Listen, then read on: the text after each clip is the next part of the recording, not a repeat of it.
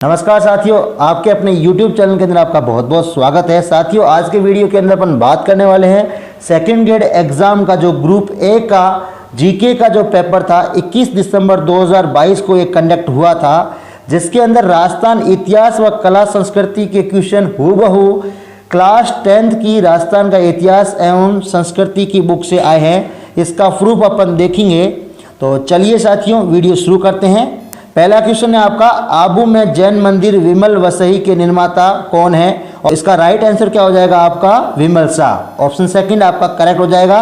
देखते हैं क्वेश्चन कहाँ से आया है। तो आपको इसी बुक के अंदर दिलवाड़ा के जैन मंदिर यहाँ पे दे रखे हैं। तो यहाँ पे लिख रखा है साफ साफ, यहाँ पे दो मंदिर प्रसिद्ध है। ठीक है, पहला मंदिर कौन सा है आपका? ऋषभ देव का मंदिर है, जिसका निर्माण किसने करवाया था? विमल शाह ने। इसी मंदिर को क्या कहा जाता है? विमल वसई। यही क्वेश्चन आया था। अगर यहाँ पे पूछता आपको दूसरा मंदिर किसका है प्रमुख, तो वो है नेमिनाथ का। इसका निर्माण किसने कराया था? आपका वास्तुपाल और तेजपाल ने। ये भी आपको ध्यान रखना है, ये भी क्वेश्चन कई बार पूछा जाता है। ठीक है, तो नेक्स्ट क्वेश्चन की तरफ बढ़ते हैं। नेक्स्ट क्वेश्चन है आपका, संकट काल में कौन सा किला मेवाड़ के राज परिवार का आश्रय स्थल रहा? तो राइट आंसर क्या हो जाएगा इसका? कुंभलगढ़। 3 करेक्ट हो जाएगा। देखते हैं क्वेश्चन कहाँ से आया है। तो इस क्वेश्चन के बारे में यहाँ कुंभलगढ़ राजसमंद दुर्ग के बारे में साफ साफ लिखा हुआ है। यहाँ पे कुंभलगढ़ दुर्ग संकट काल में मेवाड़ के राज परिवार का आश्रय स्थल रहा है। ठीक है, तो साथ ही साथ आपको ये भी ध्यान रखना है कि कुंभलगढ़ दुर्ग की जो दीवार है वो 36 किलोमीटर की है। क्वेश्चन कई बार आता है। साथ ही साथ इसका शिल्पी कौन था? मंडन। ये भी कई बार क्वेश्चन पूछा जाता है। नेक्स्ट क्वेश्चन की बात करते हैं। नेक्स्ट क्वेश्चन था आपका, अजमेर नगर किसने बसाया था? तो ये बसाया था अजय राज ने। ऑप्शन 3 करेक्ट हो जाएगा। अगर अनुराज की बात करें तो इन्होंने आना सागर झील बनवाई थी। ये भी आपको ध्यान रखना है। देखते हैं क्वेश्चन कहाँ से आया है। तो आपको यहाँ पे अजय राज के बारे में साफ साफ नीचे लिखा हुआ है कि इन्होंने अजमेर, जो अजमेरू नाम से प्रसिद्ध था, पहले बसाया था। कब बसाया, ये भी फैक्ट आपको ध्यान रखना है। 1113 ईस्वी में। ये क्वेश्चन कई बार पूछा जाता है। साथ ही साथ आपको ये भी फैक्ट ध्यान रखना है कि इन्होंने चांदी और तांबे के सिक्के चलाए थे, जिनको अजय प्रिय दंभ भी कहा जाता है। और इन पे किसका नाम लिखा हुआ है? इनकी रानी सोमलवती का। ये भी फैक्ट आपको ध्यान रखना है, पूछा जाता है। नेक्स्ट क्वेश्चन की बात करते हैं। रामस्नेही संप्रदाय की सिंहतल शाखा के प्रवर्तक कौन थे? तो इसका राइट आंसर क्या हो जाएगा? हरिदास। देख लेते हैं क्वेश्चन कहाँ से आया है। तो ये क्वेश्चन भी इसी बुक के अंदर आपको रामस्नेही संप्रदाय के अंदर दे रखा है। इनकी 3 शाखाएं हैं, रैन, सिंहतल और खेड़प्पा। आपको सिंहतल के बारे में पूछा गया है, तो यहाँ पे साफ साफ लिखा है हरिदास जी। अगर ये रैन कहता तो दरियाव जी हो जाता, और अगर यहाँ पे खेड़प्पा कहता तो रामदास जी। ये भी आपको ध्यान रखना है, क्वेश्चन पूछे जाते हैं। नेक्स्ट क्वेश्चन है आपका, निम्नलिखित में से राजस्थान की किस चित्रकला शैली पर सर्वाधिक मुगल प्रभाव दृष्टिगोचर होता है? तो इसका राइट आंसर क्या हो जाएगा? जयपुर शैली। ऑप्शन फर्स्ट करेक्ट हो जाएगा। देख लेते हैं इस क्वेश्चन को।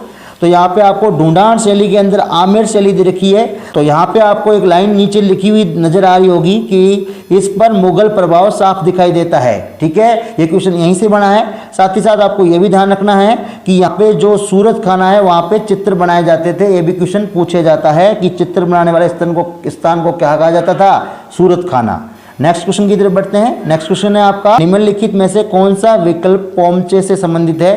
तो पोमचा एक ओढ़नी का प्रकार है। तो इसका राइट आंसर क्या हो जाएगा? वस्त्र। देखते हैं क्वेश्चन कहाँ से आया है। आपको यहाँ पे वस्त्र उद्योग के अंदर दे रखा है कि पोमचे का अर्थ क्या होता है। यहाँ पे आपको साफ साफ दे रखा है कि पोमचे का अर्थ होता है ओढ़नी। ठीक है, और आपको ये भी ध्यान रखना है, जब नवजात शिशु की माँ के लिए मातृपक्ष की ओर से उसके बेटा होने पे तो पीला पोमचा उड़ाया जाता है, और बेटी होने पे गुलाबी पोमचा उड़ाया जाता है। ये भी आपको ध्यान रखना है। नेक्स्ट क्वेश्चन की तरफ बढ़ते हैं। नेक्स्ट क्वेश्चन है आपका, गींदड़ नृत्य होता है, तो ये कहाँ होता है? शेखावटी में। ऑप्शन फर्स्ट करेक्ट हो जाएगा। देखते हैं, ये क्वेश्चन भी इसी बुक से आया है। तो शेखावटी क्षेत्र के अंदर गींदड़ नृत्य प्रसिद्ध है।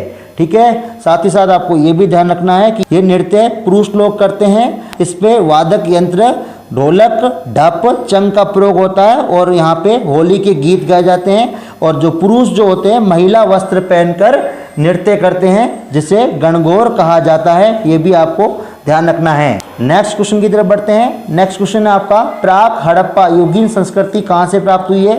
तो इसका राइट आंसर क्या हो जाएगा? कालीबंगा। ऑप्शन 2 करेक्ट हो जाएगा। देख लेते हैं क्वेश्चन कहाँ से आया है। यहाँ पे साफ साफ लिखा हुआ है कि कालीबंगा को 2 भागों में बांटा गया है। पहला प्राक हड़प्पा सभ्यता, दूसरी हड़प्पा सभ्यता। ठीक है, साथ ही साथ आपको कालीबंगा में बहुत इंपॉर्टेंट चीज़ है कि ये भी आपको ध्यान रखना है कि यहाँ पे जो बर्तन मिले हैं ना वो आपके चित्रित मिले हैं, जिसपे सफ़ेद कलर की डिज़ाइन की हुई मिली है, ये आपको ध्यान रखना है। और सबसे पहले जुते हुए खेत यहीं से मिले हैं और साथ अग्नि वेदिकाएँ, हवन कुंड वगैरह यहीं से मिले हैं, ये फैक्ट आपको ध्यान रखना है। नेक्स्ट क्वेश्चन है आपका, निम्नलिखित में से कौन सा युद्ध महाराणा सांगा और बाबर के मध्य हुआ था? तो इसका राइट आंसर क्या हो जाएगा आपका? खानवा का युद्ध, ऑप्शन फर्स्ट करेक्ट हो जाएगा। देख लेते हैं क्वेश्चन कहाँ से आया है। तो आपको महाराणा सांगा के अंदर यहाँ पे साफ साफ नीचे लिखा हुआ नजर आ रहा होगा कि 17 मार्च 1527 ईस्वी को खानवा में बाबर और सांगा के मध्य युद्ध हुआ। यही क्वेश्चन आपको पूछा गया था। इस युद्ध में बाबर की जीत हुई थी, ये आपको ध्यान रखना है। और बयाना में बाबर को सांगा ने हराया था, ये फरवरी 1527 में हुआ था, ये भी फैक्ट आपको ध्यान रखना है। नेक्स्ट क्वेश्चन की तरफ बढ़ते हैं। नेक्स्ट क्वेश्चन है आपका, दिलवाड़ा मंदिर कहाँ स्थित है? तो दिलवाड़ा मंदिर कहाँ है? आबू में स्थित है, ऑप्शन फर्स्ट करेक्ट हो जाएगा। तो देख लेते हैं ये क्वेश्चन कहाँ से आया है। तो यहाँ पे आपको नजर आ रहा होगा दिलवाड़ा के जैन मंदिर। तो दिलवाड़ा के जैन मंदिर कहाँ स्थित है? ये आबू पर्वत दिलवाड़ा में जैन मंदिर है। यही क्वेश्चन आपका आया था, ये सिरोही के अंदर स्थित है, ये भी फैक्ट आपको ध्यान रखना है।